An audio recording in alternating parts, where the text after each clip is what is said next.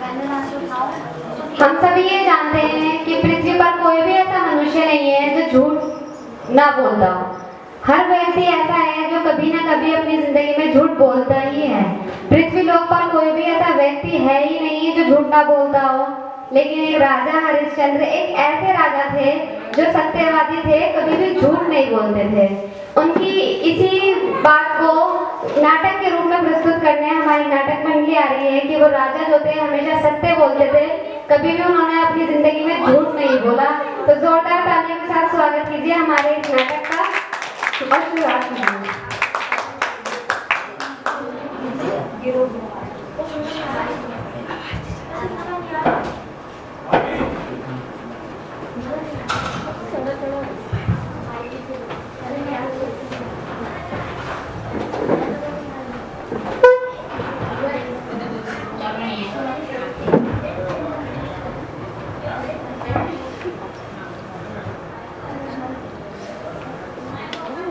वशिष्ठ जी, आप बहुत बड़े ज्ञानी हैं। क्या आप बता सकते हैं पृथ्वी लोक पर ऐसा कौन सा व्यक्ति है जो कभी झूठ नहीं बोलता हो, सदैव सत्य बोलता है? हाँ, मैं इस प्रश्न पर ज्यादा विचार नहीं लूंगा क्योंकि मुझे पता है कि राजा हरिश्चंद्र एक सत्यवादी राजा है जो कभी झूठ नहीं बोलते। वशिष्ठ जी, तुम यहाँ गलत हो। पृथ्वी लोक पर ऐसा कोई भी व्यक्ति नहीं जो झूठ ना बोलता हो। ठहरिए विश्वामित्र जी, इतना क्रोधित ना होइए। हमने एक सुंदर नृत्य का आयोजन करवाया है। ठीक है।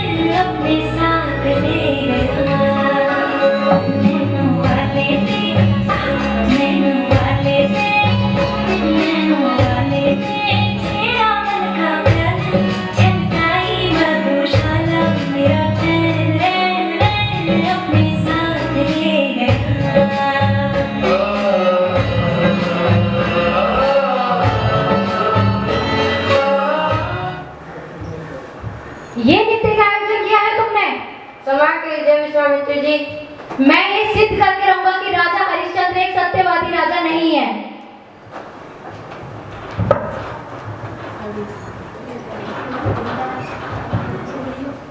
आप सभी ने जो ये नृत्य दृश्य देखा, ये देवलोक का दृश्य था।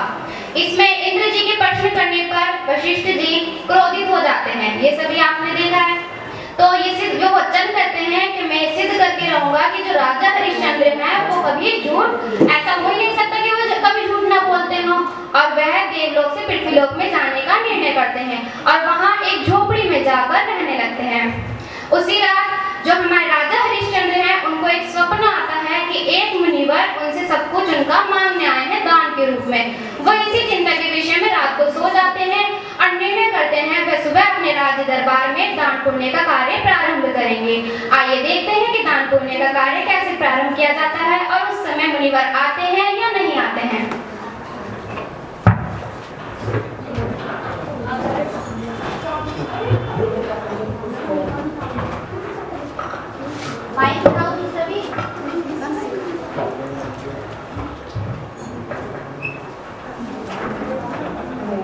कर देते हैं।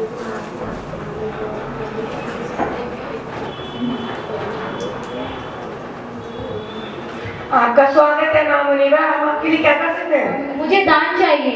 आपको क्या चाहिए? आप जो मांगेंगे आपको सदैव मिलेगा। मुझे स्वर्ण चाहिए, जितना कि आपके राजकोष में हो। आप ले जा सकते हैं, जितना भी धन कोष गृह में होगा आप सदैव ले जा सकते हैं। धन कोष गृह में जो भी होगा हम आवश्यकता पड़ने पर ले जाएंगे। ठीक है।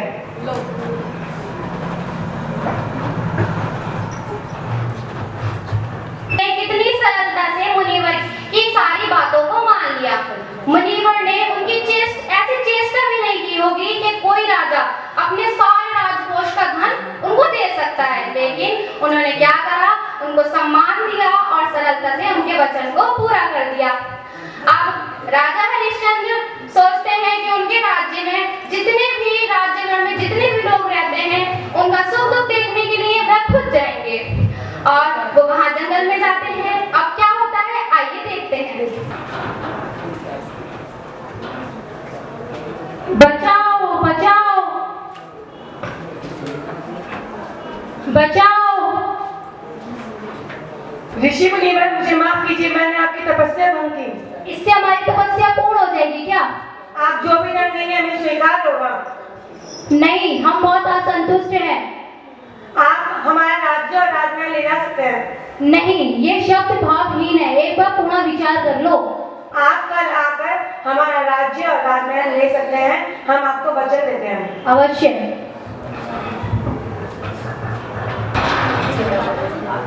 तो जैसे कि आपने देखा कि मुनिवर की तपस्या भंग हो गई, पर वो मुनिवर ने तपस्या नहीं कर रहे थे, वो ये सब उनकी विपदा लाने की, राजा हरिश्चंद्र पर विपदा लाने का एक तरीका था जो उन्होंने स्त्री की आवाज में करा। उन्होंने स्त्री की आवाज में सहायता पूर्वक चिल्लाने का साहस किया और जिससे राजा हरिश्चंद्र का ध्यान उनकी तरफ केंद्रित हुआ और मुनिवर की तपस्या भंग होने का उन्होंने ढोंग रच दिया। आप देखते हैं उन्होंने ये वचन तो दे दिया है कि मैं अपना राज्य और राजमहल दोनों उनको दे दूंगा, पर उससे पहले वो अपनी पत्नी तारामती से क्या वार्तालाप करते हैं आइए देखते हैं।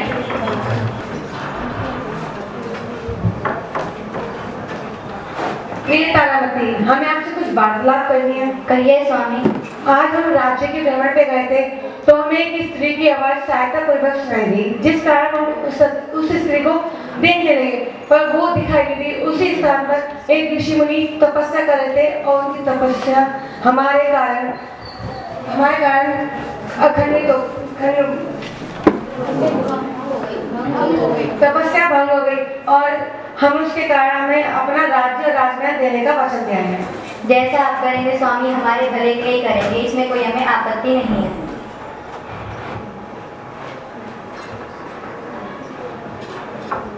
हरिश्चंद्र, अब वचन के अनुसार सब कुछ मेरा है, तो तुम्हें अपने गले के हार और तुमने जितना भी स्वर्ण पहन रखा है सब यही छोड़कर जाना होगा। जो आज्ञा ऋषि मुनि। जो आज्ञा ऋषि मुनि।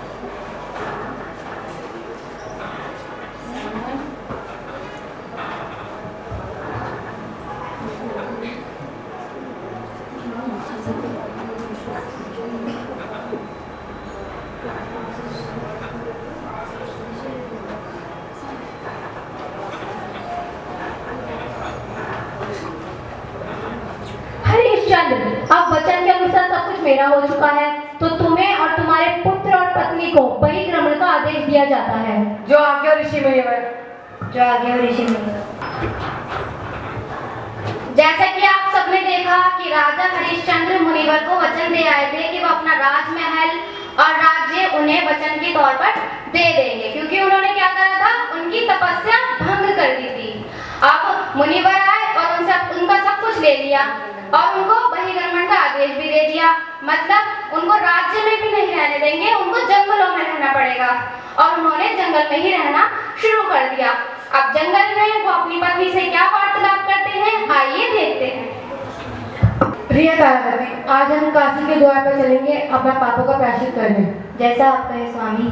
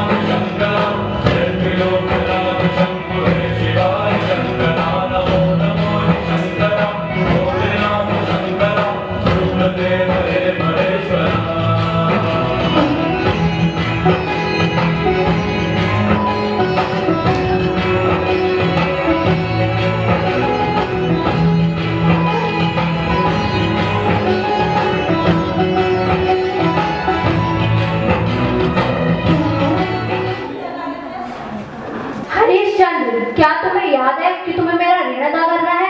हाँ, मुझे याद है कि मुझे तुम्हारा ऋण अदा करना है और मैं आपको शीघ्र ही ऋण अदा कर दूंगा। यदि तुम झूठ बोल दोगे कि तुम्हें मेरा कोई ऋण अदा नहीं करना है, तो मैं तुमसे कोई धन नहीं मांगूंगा। नहीं ऋषि मुनि, मैं झूठ नहीं बोलूंगा। मुझे आपका ऋण अदा करना है, मैं आपको ऋण अदा कर दूंगा। अवश्य।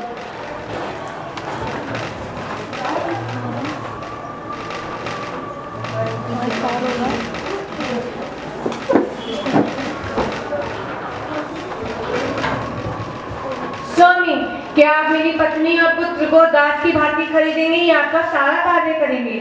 हाँ, लेकिन मैं इस बच्चे को नहीं खरीद सकता क्योंकि बच्चे की कोमलात कुछ करने योग्य नहीं है। स्वामी, मैं अपने पुत्र को सब सिखा दूंगी। हाँ ठीक है, यह लो तुम्हारा धन।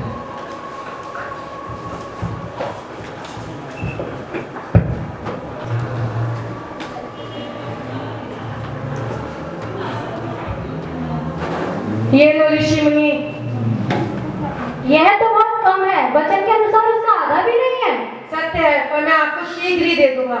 अब दिन समाप्त हो चुका है, तुम अपना वचन तोड़ चुके हो। यदि तुम झूठ बोल दोगे कि तुम्हें मेरा कोई ऋण अदा नहीं करना, मैं तुमसे कोई धन नहीं मांगूंगा। ऋषि मुनि, मैं आपका अति आभारी हूँ, मैं आपका ऋण चुका दूंगा। जैसे कि आप सबने देखा कि मुनिवर उनसे वो ऋण मांग रहे हैं जो राजा हरिश्चंद्र ने कभी उनसे लिया ही नहीं था।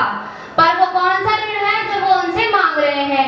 जो उन्होंने वचन दिया था कि राज्य कोष में जितना भी धन होगा वो उनको दे देंगे, लेकिन अब राज्य ही मुनिवर का है तो वो धन कहाँ से देंगे? तो जितना भी राज्य कोष में धन था वो ऋण के रूप में राजा हरिश्चंद्र को मुनिवर को देना है। तो उसके लिए अपना वचन पूरा करने के लिए उन्होंने अपनी पत्नी तारामती और पुत्र रोहिताश्व को भी एक स्वामी के हाथों दास की भांति बेच दिया। अब जब भी उनका ऋण पूरा ना उतर सका, क्योंकि राज्य कोष में कितना धन होता है, बहुत सारा धन होता है, क्योंकि वो राज्य के लिए होता है। अब वो धन चुकाने के लिए क्या करते हैं, आइए देखते हैं। यहाँ कोई है जो मुझे दास की भांति खरीदेगा? हाँ, मैं खरीदूंगा। आप कौन? मैं चंडाल, मैं प्रावीण हूँ। मैं यहाँ का बाधिक हूँ तथा यहाँ पर मरे हुए लोगों को ठिकाने लगाता हूँ और मैं शमशान में रहता हूँ।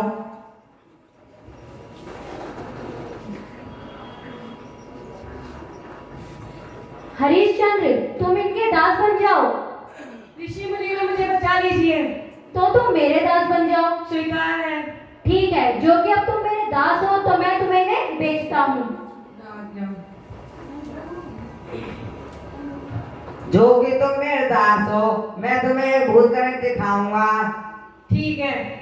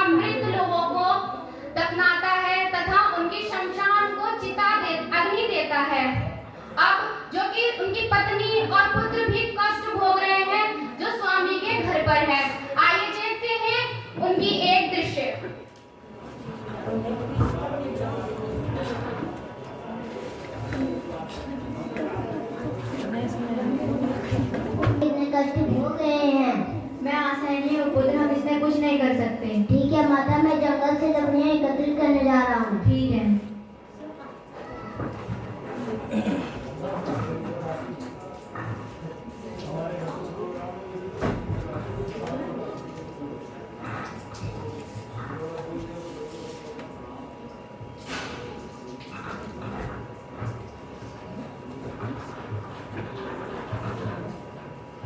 स्वामी, मेरा पुत्र जंगल से लकड़ियाँ एकत्रित करने गया था। क्या मैं उसे ढूंढने जा सकती हूँ? वो अभी तक नहीं लौटा है। हाँ, परंतु अपने सारे कार्य करने के बाद। ठीक है। रोहिताश पुत्र कहाँ हो? रोहिताश पुत्र कहाँ हो? ये क्या हो गया पुत्र को? रोहिताश उठो। भगवान ने हमारे पुत्र को भी हमसे छीन लिया। उठो रोहिताश, उठो।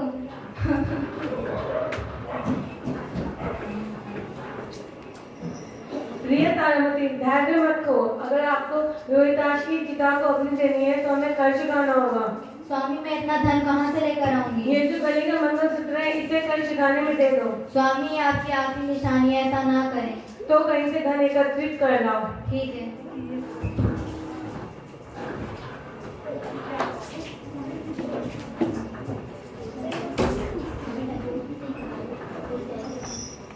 ठहरो, कहाँ जा रही हो?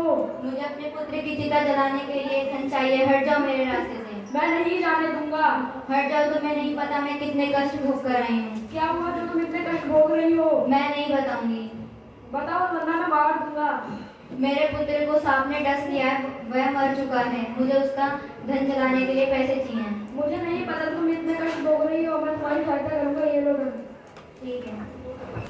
तो जैसा कि आप सब ने देखा कि तारामती अपने पुत्र रोहिताश को ढूंढने गई, पर उनके पुत्र की मृत्यु हो चुकी है सांप डसने की वजह से। अब वो बहुत ज्यादा परेशान थी और उन्होंने उनको चिता की अग्नि देने के लिए धन चाहिए, क्योंकि राजा हरिश्चंद्र एक चंडाल के दास हैं। तो चिता को अग्नि देने के लिए धन चाहिए होता है। उसके लिए वह गई और रास्ते में उन्हें एक डाकू मिलता है। डाकू उनकी सहायता तो करता है, लेकिन वो धन किसका होता है? विश्वामित्र जी के महल का। विश्वामित्र जी के महल के 2 सैनिक उनका पीछा करते हुए उसके पास आते हैं और उस तारामती के हाथ में धन की पोटली को देखकर उसको ही दोषी करार ठहरा देते हैं और उसको न्यायालय में लेके जाते हैं। न्यायाधीश उसको इसकी जुर्म का दंड देते हैं और वो दंड होता है मृत्यु दंड। अब वो मृत्यु दंड कैसे करा जाता है, आइए देखते हैं। अब कुछ नहीं बचा ऋषि मुनिवर। हरिश्चंद्र, अब तुम प्रिय तारामती को दंड दे दो, जो कि बंदी है। जो आज्ञा हो। बंदी को लाया जाए।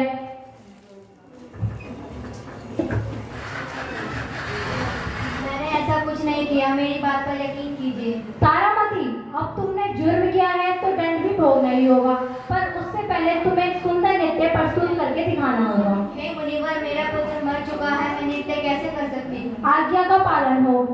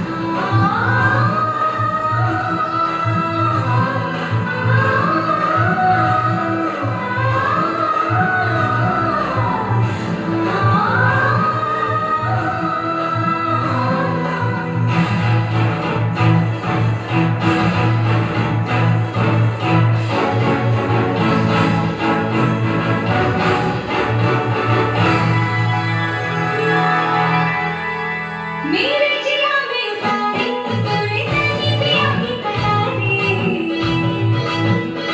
हाँ तू जाने दुनियादारी मैं तो बस मोहब्बत की मारी झूठी मेरी है सुबह तेरे यारे उनकी बातें लगी सुनिया दिया दीना कि मुझे खुद छामा छामा छामाते छा तू मुझे खुद छामा छामा छामाते छा कि मुझे खुद छामा छामा छामाते छा तू मुझे खुद छामा छामा छामाते छा Pinga the boy, pinga the boy, pinga the boy, pinga. Pinga the boy, pinga the boy, pinga the boy, pinga. Pinga the boy, pinga the boy, pinga the boy, pinga. Pinga the boy, pinga the boy, pinga the boy, pinga. हम सब जानते हैं हमारी माताएं हमसे कितना प्रेम करती हैं। अगर हमें थोड़ी सी भी चोट लग जाए तो वो कितनी परेशान हो जाती हैं। अब ऐसी एक माता तारामती भी है, उनका पुत्र की मृत्यु हो चुकी है, पर मुनिवर ने उनसे क्या कहा कि उनको दंड से पहले एक नृत्य प्रस्तुत करना होगा। अब हम सोच सकते हैं कि उनके लिए कितनी कष्टदायक पीढ़ी होगी कि पुत्र की मृत्यु हो चुकी है और दूसरी ओर उनको नृत्य भी करके दिखाना है। मुनिवर उनकी ये परीक्षाएं ले रहे हैं, उस परीक्षा में उन्होंने ये परीक्षा भी रखी है और उन्होंने नृत्य प्रस्तुत किया। अब आगे देखते हैं क्या होता है। यह दुख असहनीय है मुनिवर, अब मुझे दंड दे दे। हरिश्चंद्र, तारामती का सर धड़ से अलग कर दो। जो आज्ञा ऋषि मुनिवर।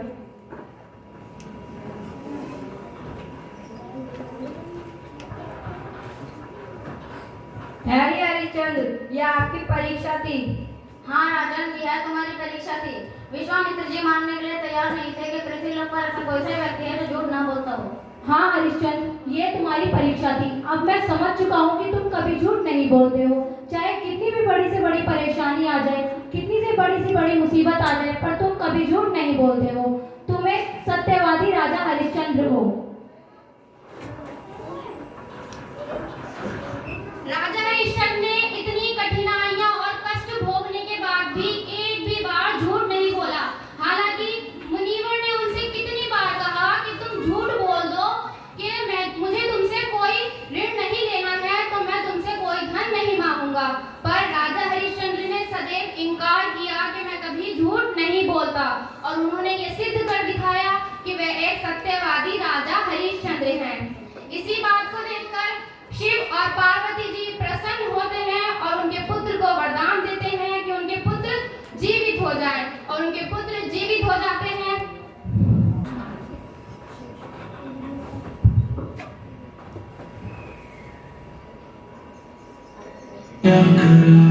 Shankara, Shiv Shiv Shankara, Shiv Shiv Shankara, Shiv Shiv Shankara, Shiv Shiv Shankara, Namah Shivaya, Shiv Shiv Shankara, Namah Shivaya. मेरा साथ चलना, मेरा संग रहना, मेरा साथ चलना, मेरे संग रहना, मेरे कष्टों को भस्म करना। शिव शिव शंकरा, नमः शिवाय, शिव शिव शंकरा।